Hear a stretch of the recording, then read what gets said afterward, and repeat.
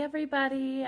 I'm Dr. Laura Froyen, and today we are going to be talking about helping picky eaters. And I'm so excited to talk to you on this topic because I know that it is a really stressful topic for many families who feel their kids don't eat enough or don't eat enough of the right things, and who are really worried about this. And then it creates a lot of stress in meal times, and it can be really hard. So I'm coming to you here from Madison, Wisconsin, and I'm so excited to have you here with me.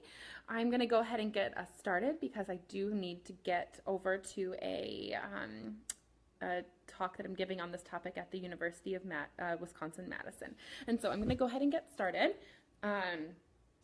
talking about a balanced approach to helping picky eaters. So the first thing that I wanted to get to is busting some myths on picky eating, okay? So there's a few myths around picky eating that I think people like to tell us, and that people who have consistently picky eaters will let us know that some of these are not true. So one of the biggest myths is that they will grow out of it. So for most children, a little bit of pickiness is a normal part of development, but many children won't grow out of it, particularly if we engage in lots of power struggles around it right at first. Then it becomes this area of contention for them. And so trusting that they'll grow out of it isn't necessarily always the case. And there also may be some underlying sensory issues that are leading to the picky eating, and we'll talk about that a little bit at the end. We don't have a lot of time to talk about all of these things, so I'm going to be touching on a few things kind of more broadly and then going a bit deeper on a couple others.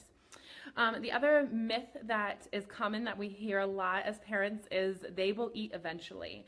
Now, show of hands, tell me like with a number if you think this is yet a true statement or a false statement, or let me know in the comments if you have a child in your life who is one of those ones who will not eat eventually. I think there are definitely some kids who will absolutely starve themselves if their preferred foods aren't made available to them. And so this advice that we get as parents is just starve them out, that no kid will starve themselves, is patently false. Kids can be incredibly strong-willed on this topic. It's a very intimate thing, eating, and that's something that they can be very strong-willed on. So definitely is a myth, right? The other myth that I want to talk about is that they won't get the nutrients that they need. So there's a few classic studies that we'll talk a little bit about today, but they generally show that when kids are left to their own devices without any influence from parents, they kind of naturally vary their diet and end up eating in a balanced way. So I want to calm a few fears around the nutritional aspect of it. And I'm actually going to talk a little bit about an approach to this that Dinah Ross, I've blanked on her name for a second there, that Dinah Ross talks about. She has a great book called It's Not About the Broccoli that focuses on helping parents shift their focus from the nutritional content of their food to the food-related habits that their children are building. I think that's a really great approach, and so we'll talk a little bit about that today too.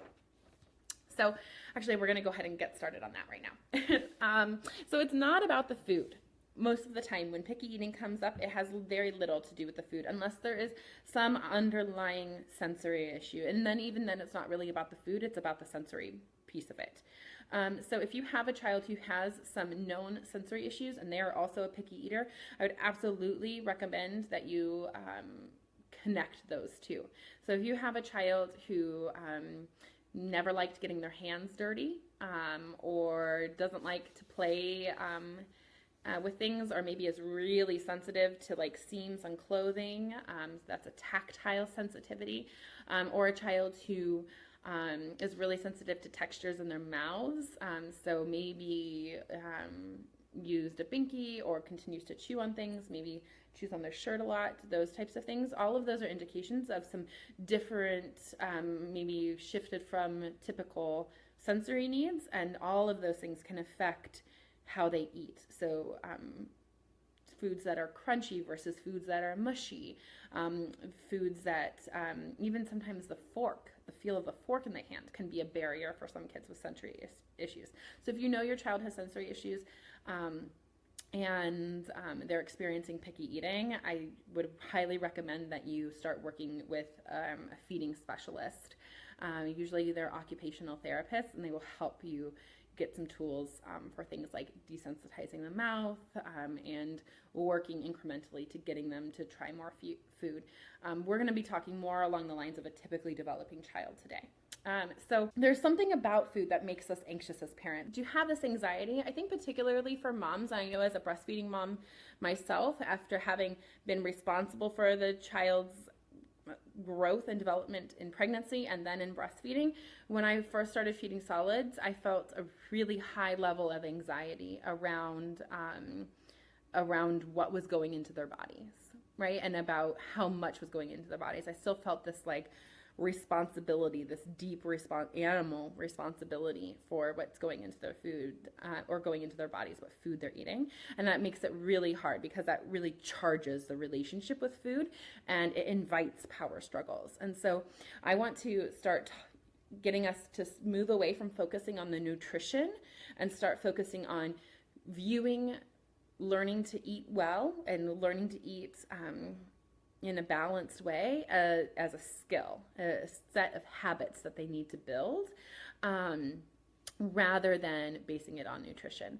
So if we think about it, as a child is learning to walk, we are pretty open to how they do that, right? We don't tell them they have to sit their feet facing forward. We don't tell them that, you try pulling up here and try pulling up here and try pulling up here. If there's one place where they like to pull up, we let them pull up there and trust that will translate to skills other places. But for some reason with food, we get into this hang up where we stop trusting our kids. And I want to encourage you to start trusting them that they can build these skills. So maybe they have a smaller repertoire of food that they eat now, and we can trust that they will build the skill of trying new foods, of being open to new foods, if we allow them to. So let's see. I want to the 3 habits that Dinah Ross talks about in her work. You can go to her website. It's notaboutnutrition.com. It's a great resource. I use it with my clients a lot. I use the handouts from there with my clients a lot who focus on this topic with me. But we are looking for proportion. So you have more healthy foods than maybe the sweeter, more treat foods. It's kind of foods. You're looking for good proportions. You're looking for moderation. So teaching them to listen to their body, eat when they're hungry, and stop eating when they're full. And you're looking for variety, where you're rotating through the foods that they will eat so that they are continuously experiencing a varied diet. And those are skills that they can be building. And one thing that parents start talking to me about when we talk about this idea of variety is that they say their kids don't eat anything. Is anybody here, does that resonate with you, that their kids eat nothing, or maybe they have like 5 foods that they will eat? In general, I usually find that the families who tell me that their kids only eat about 5 foods, when I have them do a food diary, they actually eat quite a few more.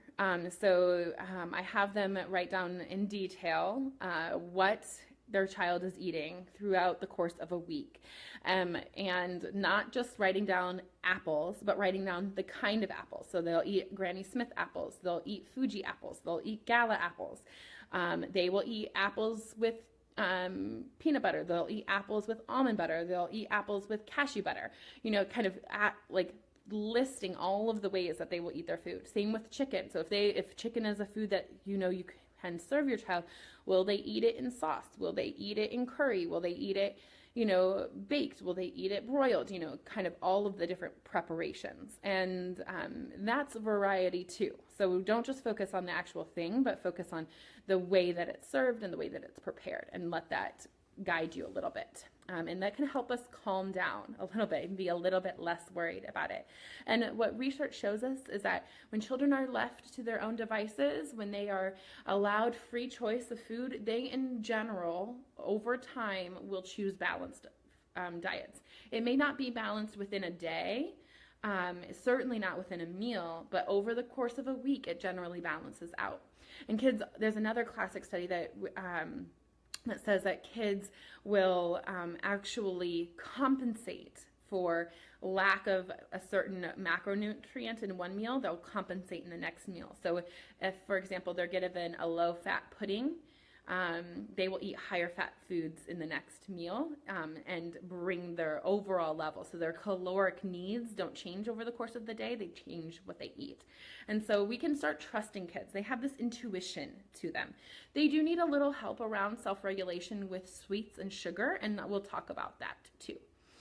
Let's see, it looks like Courtney says, "Hi Laura, my kids aren't picky eaters, but as you know, mealtime can be stressful at our house. Nathan and I are trying to be less stressed by the amount of food our kids eat." Oh, I think that's so great. And I was, Courtney, this is perfect timing because I was going to talk about the amount of food. We think that kids need to eat a lot more than they actually do. We get really worried about their nutrition, but we forget that they're quite small. And so if we think about serving sizes as 1 tablespoon per age of the child, so a serving of food in the, at a mealtime might be 3 tablespoons for your 3-year-old. We can also think about in ounces. So 1 ounce of protein 2 times a day is adequate protein for your child. And then you also have to remember things about that there are nutrients in trace form in all of their food. Protein is found in broccoli. Protein is found in many vegetables and fruits. So we don't necessarily have to stress so much about the, the micro and macronutrients of our food. We can trust our kids a little bit more on this topic. So great. Okay. And so the other piece I want to talk to you about with that I really want to touch on is what our goal is for our kids. And I think our overarching goal for our children in general is to promote self-regulation. If we think about what we want for them in their lives, is we want well-regulated children. And that goal doesn't change for eating. Our ultimate goal for our children is for them to have a well-regulated approach to food. Is that right? So we definitely know that we want them to grow up and be able to enjoy a wide and varied diet and to be able to handle being in front of some sweet and treat foods or junk foods and be able to consume them in moderation, to feel controlled and calm around them. Now, I really think that many of us adults have difficult relationships with food, where we have been given messages maybe our whole lives about the quality of food, and we have stopped viewing food as just food, right? And so we have our own issues, and I think healing our own issues as parents can be really helpful in healing our kids' food issues. We want to help kids understand that the purpose of food is nourishment and energy, and not always enjoyment. So adults eat lots of foods for lots of different reasons, other than that those are the things that we really, really, really want to eat in the moment, right? There's lots of reasons why we choose to eat the foods that we do. And that's part of self-regulation. And that's what we want to model and show our kids and create a boundary around that in the way that we serve food in our home. So yes, we want you to eat when you're hungry. We want you to stop when you're full. We want you to understand that we don't always get to eat only the foods that we love. Sometimes we eat food that is available in the fridge, food that is available in our stores. We have to go with the seasons at times, or available in our gardens. We're limited in our choices sometimes. And so we have to go with it. And that's part of being well regulated around food. So, or sometimes we're regulated by allergies and sensitivities, right? So we want our kids to know that adults don't always get to eat whatever we want all the time and whenever we want, that we have to self-regulate, and that food is just food. None of it's inherently good and none of it's inherently bad. I really like the concept of play foods and growing foods, that we need growing foods to help nourish our body, and we need play foods as a part of an enjoying life. we talk about how it's wonderful when play foods and growing foods get to meet up in our house, and we emphasize giving treats and sweets that are both growing foods and play foods, and how wonderful that is. But I love that my daughter can, when she goes to the grocery store and we pick out food for the food bank, that she picks out chocolate bars at times, because she has this healthy vision that, you know, chocolate is an important part of life. And she will actually say that chocolate is an important part of life, isn't it, Mommy? And I was like, yes, it is. Having some chocolate is really important. It's important to have growing foods too, but play foods is an important part of our world. That piece of that idea is coming from the intuitive eating literature. So intuitive eating is a I don't know, it's a program or a philosophy that we as children have learned to shut down listening to our instinctual responses to food, and intuitive eating is a way to start listening to ourselves. It's usually used for adults, but there are a couple sections in a couple of the books that apply to kids, and I like applying those to my kids because intuitive eating is something that I am in the process of.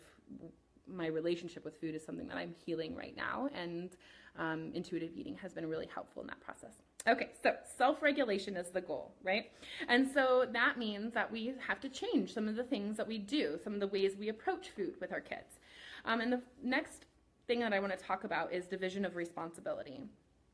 Getting really crystal clear on what you're responsible for in terms of your child's eating and what your child is responsible for. And this comes from Ellen Satter's work. She has a website, the AllenSatterInstitute.org.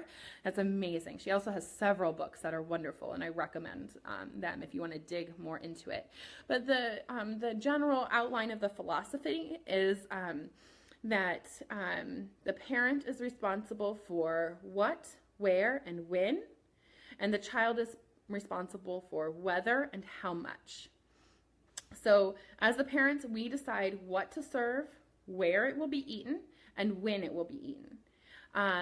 Most approaches within this philosophy discourage snacking between meals, having set snack times that are midway between full meals, having those snacks be well balanced in and of themselves, having them be like mini meals, and kind of having some flexibility. So having some flexibility this way, that if you are having breakfast and your child eats very little, having a snack that you can maybe bump up by half an hour so you don't get hangry kids, but still having the well-balanced mini meal rather than just letting them graze until the next eating.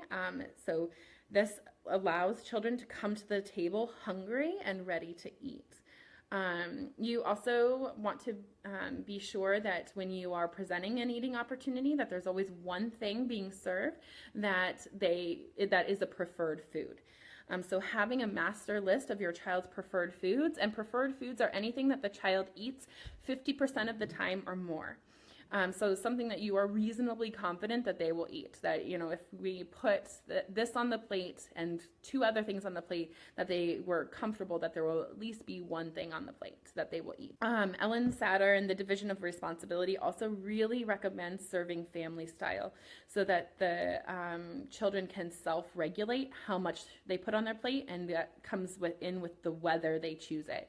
So when we present a plate of food to our kids with things on it that they didn't get to choose, it sparks some immediate resistance in them. And they say things like, I'm not going to eat that, you know, and then we can say, you know, like, you don't have to eat it, but it's on their plate. And so it's almost an implied expectation. Versus if we set, you know, serving dishes onto the table and allow them to serve themselves without any pressure, without any encouragement, just offering, you know, without any expectation, would you like to try it? Then they can choose for themselves with very low pressure. And the children is responsible for deciding whether and how much. And we just let the rest go as parents who are following this philosophy. We just let it go. We don't notice, and we try our best not to even mention what's being eaten by the child. This comes with the idea of not pressuring them. So what research shows us on pressuring, and by pressuring I mean bribing, rewards, encouraging beyond a simple expectation-free offer, distracting, or intentionally hiding foods. These are all parts of pressure. And what research tells us is that adding those types of pressure actually decreases their likelihood of eating those foods. It increases stress around food. It can increase anxiety around eating. So pressuring can encourage children to quiet their internal signals so that they are no longer listening to themselves, and that actually leads to obesity. So we want to take the pressure out of it. When I first switched to doing this, I had to leave the table most evenings. My husband was better at it. He grew up in a more low pressure home than I did, and he had less anxiety around food. And so oftentimes we would serve dinner, and about midway through I would need to leave, and that maybe lasted for about 2 weeks. And then I was able to self-regulate a little bit and I left because I would catch myself falling into don't you just want to try this, or don't you want one more bite? Oh, you should have, one more bite of broccoli before you have your dessert. And, to be honest, I still do fall back into that sometimes. There's this anxiety, and then I know I need a brush up and a refresher. My husband, Dan, is much easier with it.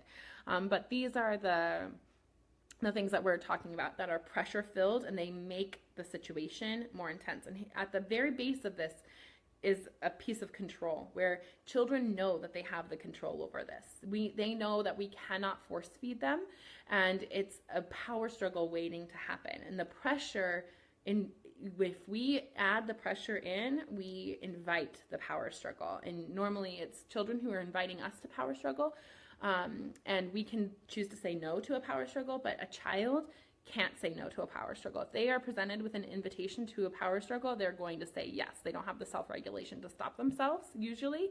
And so we are creating the situation. So we need to take the pressure out of it. The other piece of it is to drop expectations.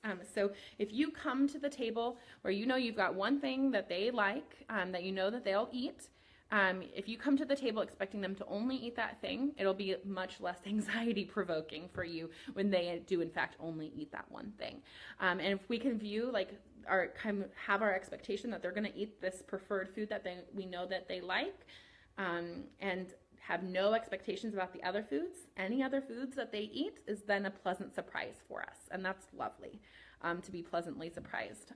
The other day I made chana masala, which is a chickpea curry, an Indian food, and I put it on the table, and my daughter said, "What's that? I'm not eating that." And I said, "It's chana masala, honey, and I didn't really make it for you. I made it for me and Dad. We like it." And she's like, "Well, I want some," and both the kids ended up eating it, which was really funny, and it seems maybe like it was a little bit of reverse psychology, but it wasn't intentional. I really had no expectation that she was planning to eat it. And then she ended up eating it and requested that I make it again, but a little less spicy the next time. So that's quite nice. And so coming to the table with no expectations allows us to be less stressed and pleasantly surprised when things do start to shift. The other thing that I wanted to make sure that we talked about is forbidden foods. So forbidden foods, this is what Ellen Satter calls them. I might call them play foods in my house, but I would not recommend you use the word forbidden with your kids. But these are any foods that are higher in fat and lower in nutrients. And these things are like sweets and chips and other things that maybe we want to limit a little bit more with our kids. So she recommends, and this is the approach that has worked really well in our family, and with many families that I've worked with and that I've spoken to. So approaching fattier foods as any other food and serving them with some regularity with your meals. So having chips with dinner or French fries with lunch periodically, so that they never get the sense that these are forbidden foods, that these are foods that we don't get to have. And having them put on the serving plate where they can serve themselves an unlimited quantity of them. Desserts or sweets, the approach is to serve one serving of them with the meal at the beginning of the meal and have it be not contingent on anything. So they get the dessert no matter what. It's fascinating to watch kids have different strategies around how they're going to eat. For example, my oldest daughter will usually eat her dessert first and then eat the rest of her dinner. Whereas my younger daughter will eat about half of it and then she'll go around her plate. And she will actually even talk about, she's 2, she'll talk about her strategy. She said, I'm going to have a bite of this and then a bite of this and then a bite of this and then a bite of my sweet, you know, and then I'm going to have a bite of this and a bite of this. And she's so funny about it. But they develop their own strategies, and that's great, especially they can't do that though if we're involved in it. If we're involved with take another bite of cauliflower before you have a bite of your pudding, you know, puts our perspective, our adult perspective, our anxieties and our fears on a pretty natural, intuitive process. It takes away our trust in their ability to self-regulate.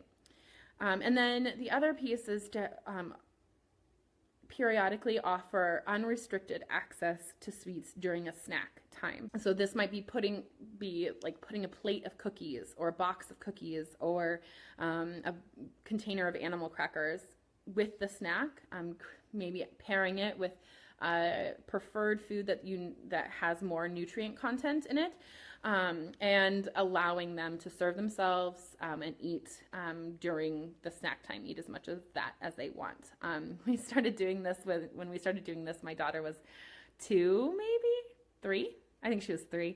And we did it with M&Ms, which is what she really wanted. And so we would have candy time for snack time. And she would get a nice, big glass of whole milk and a bowl of M&Ms. And she would just eat and go to town, for 10, 15 minutes. And then that was it. And it totally took the charge out of them. We now have M&Ms in our house, and she rarely asks us for one.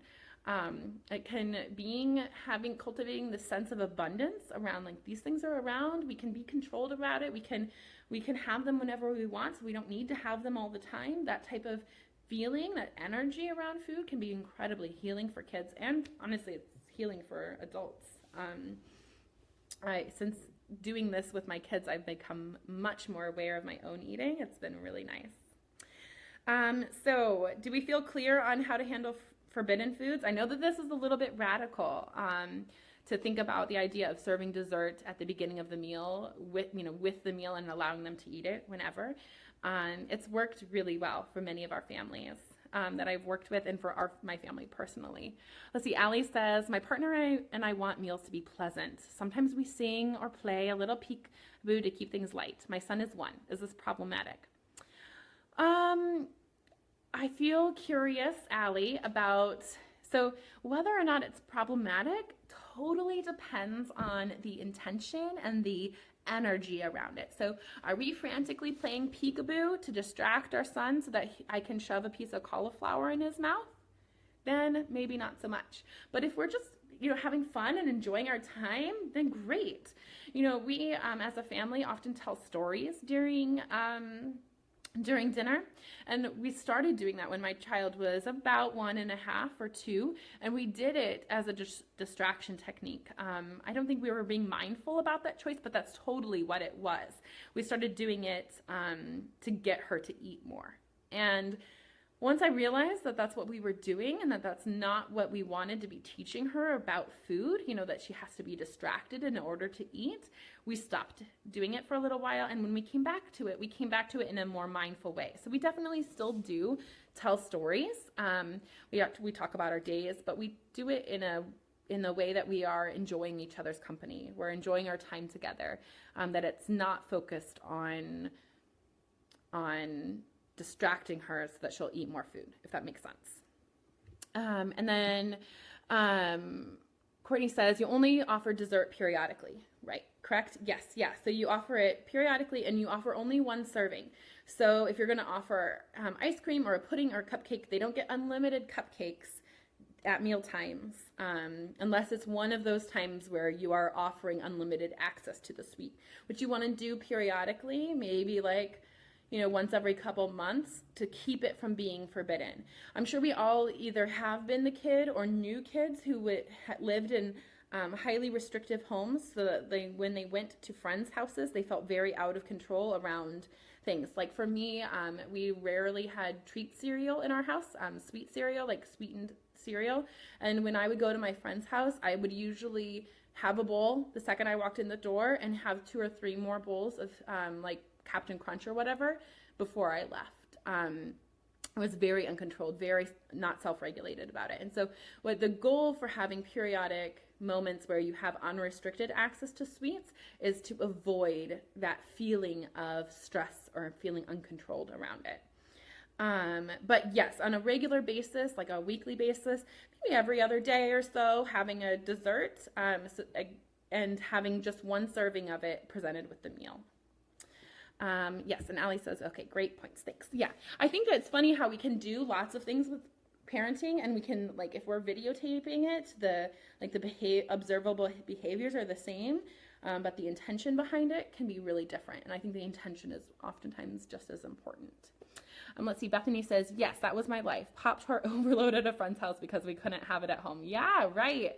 And Courtney says, same here. Went nuts on cookies and sweets at friends' houses because we were not allowed those treats. Right. Okay. So this comes back to that idea of self-regulation. That's what we want for our kids. We want them to feel calm around food, to feel peaceful and at ease. The other day we were at the grocery store with my kids, and my just turned 5-year-old said, Mommy, can we get some caramels today? And I said, no, not today. And she goes, oh, I'm disappointed, but you know what? They'll always be here, and I can come and maybe we can get them next time. It was beautiful. I mean, as a child, I would never have thrown a tantrum about that, but at the same time, I probably would have had a feeling of I'm never going to have a chance to have caramels again.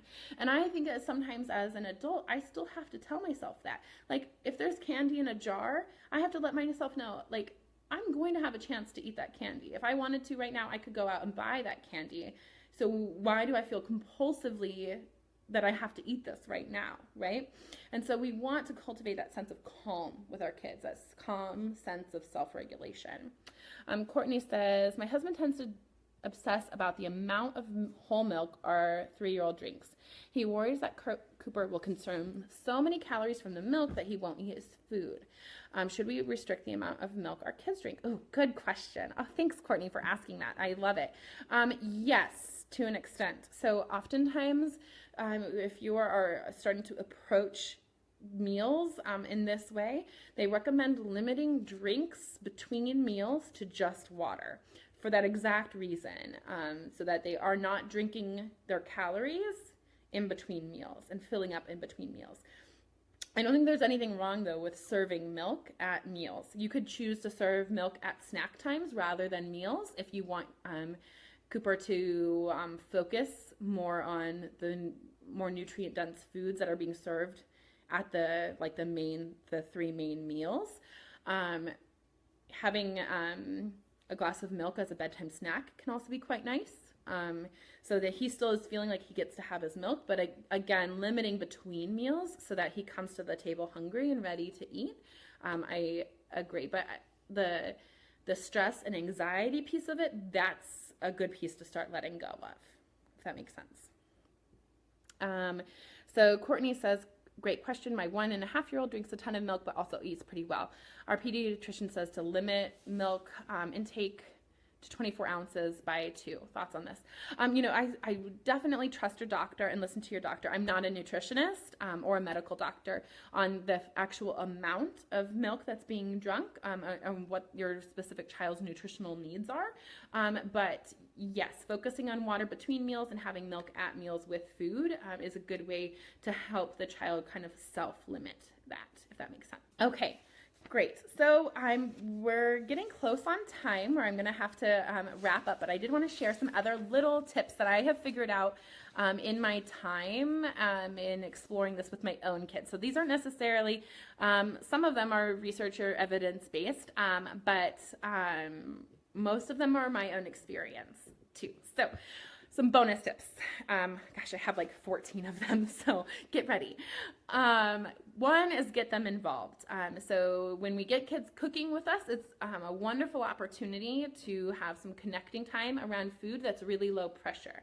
So if a child is picky and is refusing to eat or try things, getting them to interact with food in non-eating contexts is really great. So if they won't touch carrots when they're on their plate, maybe they'll touch carrots when they are prepping them to go in the baking pan, and especially if they know that there's no expectation that they're ever going to have to eat them. The other day, neither of my kids like carrots for the most part, or zucchini, and the other day I was roasting carrots and zucchini for the vegetable for dinner that night. I had no expectation that they would eat them. They had eaten a lot of vegetables at their snack that they had when they got home from school. And so I felt very little anxiety about the fact that they probably weren't going to eat any vegetables at dinner. And do you know what happened while they were helping me like shake the spices on the zucchini and carrots? They both ate them raw, covered in olive oil and spices. So again, that sense of it, like, you know, of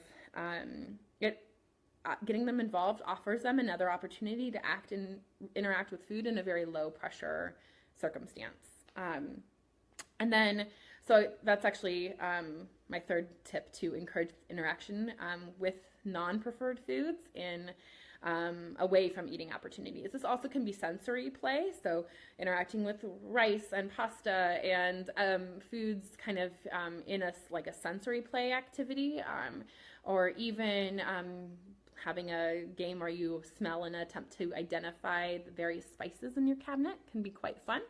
And oftentimes those morph into trying them and being more willing to try them in another time. Let them have some input into their schedule, but not too much. So getting them on an eating rhythm is also really nice, so that they can expect that, you know, something like Tuesday is fish night, and Wednesday is chicken night, and Thursday is soup night. You know, having some kind of predictable rhythm and getting them involved in the dishes that they like.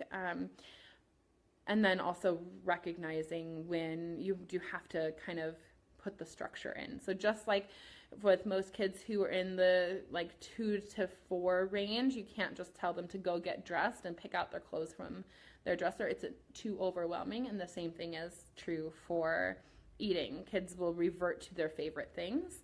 And we want to get into a place where we're rotating, where we're not serving broccoli every day if that's the only vegetable that they eat. So they might get broccoli every other day, and on the off days they're being exposed, even if they don't eat, but being exposed to other vegetables, if that makes sense. So we want to get into this place of rotation and rhythm.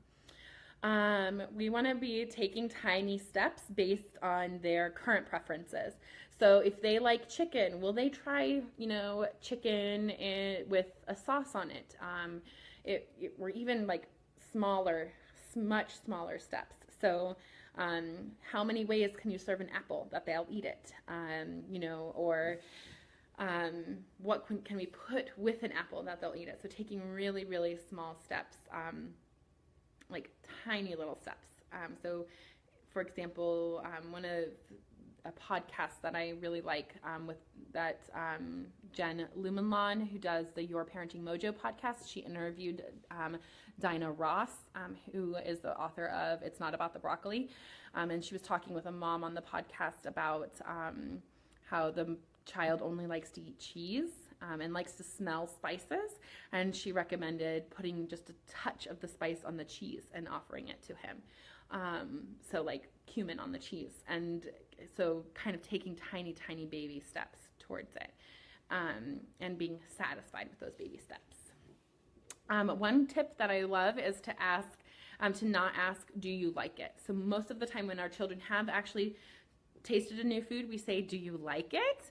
You know, there's less, it's expectation laden, and it's also really non-specific, and it's a yes or no question, right? So instead we can ask descriptive words. What was it like to eat that? How did it taste? You know, and we can help them with the descriptors.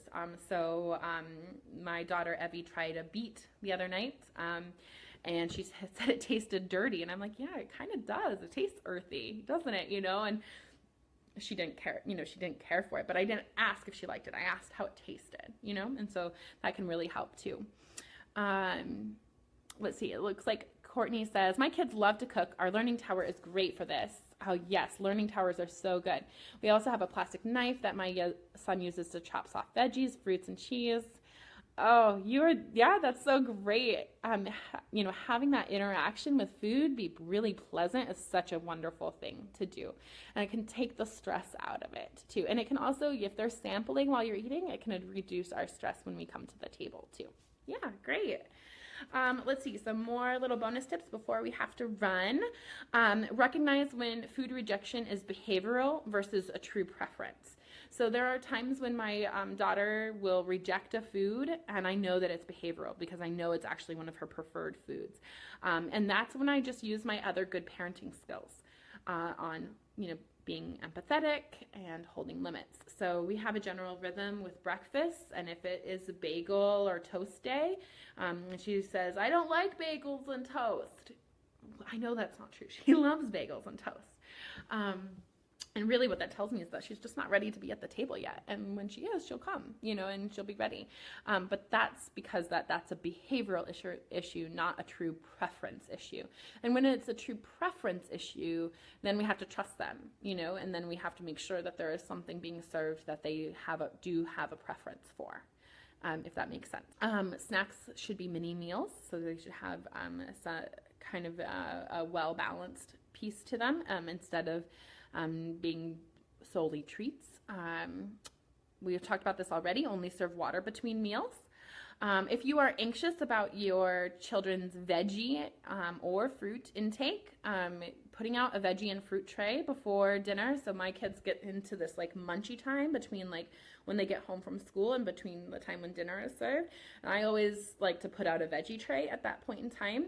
There's a really great Rubbermaid one that has compartments, and it has a little dip container too, and then you can just put the lid on and you can keep it and pull it out when it's that kind of munchy time. That helps me feel a little bit more calm about them not eating vegetables at the dinner table because I know they've gotten it in. It helps me lose that focus on nutrition a little bit. If you are anxious about nighttime hunger, if you are worried that they're going to go to bed without having eaten dinner, and wake hungry in the middle of the night, you can do a built-in bedtime snack. That's what we do in our house. And we allow them to choose if they want to do it, but there is always an eating opportunity right before bed. And then we brush teeth afterwards. And it's just built into our evening routine, and that can help parents reduce anxiety about nighttime waking. And it can also reduce anxiety about not having eaten anything in the evening meal because you know that they are going to have another opportunity to eat in about an hour and a half or so. Okay, and then we can cultivate non-food-based rituals. This is one of my favorite things because so much of our culture is surrounding food, right? So we celebrate with food, we mourn with food, all of these things, right? So I would love to see families start developing non-food based rituals. So things that we do at birthdays and at holidays and at meaningful events that have very little to do with food. We like lighting candles as a part in our family. My daughter goes to a Waldorf school, and they've introduced this idea of rituals and particularly candles into our lives, and the kids will love it. So lighting a candle for someone or in celebration of something really helps. And again, it's setting up this thing where we are separating emotions from the food. We're breaking that link. So food can just be food. And then making meals times connecting and fun. Most of you know that I followed RIE with my kids. RIE stands for Resources for Infant Educators. And that philosophy views feeding as an opportunity for connection. And we've kind of kept that going strong through our meals. I think eating is a very intimate act. You're putting something in your mouth. There's a lot of trust involved in it. And this is one of the reasons why I don't advocate for hiding food and hiding vegetables and other foods. If it's part of the recipe, fine, but I don't know that we have to be intentional about hiding it because there is that trust issue. But the having meal times be connecting and fun and like sucking the stress out of it. And that the way people manage to suck the stress out of it is getting really clear if we think back on that division of responsibility. What am I responsible for? What is my role here at this table? My role is to choose the foods, choose the setting, and choose the time. And that's it. When it comes to my kids eating, that's it. That's all that I need to do. And then I just need to focus on myself and focus on enjoying my meal and my time with my family. And that really, really makes things so much easier. Most people who start implementing division of responsibilities, the first thing that they report is that there's significantly less stress around meal times, that it's really freeing for them. So, all right, well, I think that was it for today. Any last questions or follow-ups? I don't see any coming in. I'm so glad that you were able to be here with me a little bit early today. I hope you had a good kind of snack break with Laura. Thanks for being here. Have a good day, everybody. Bye.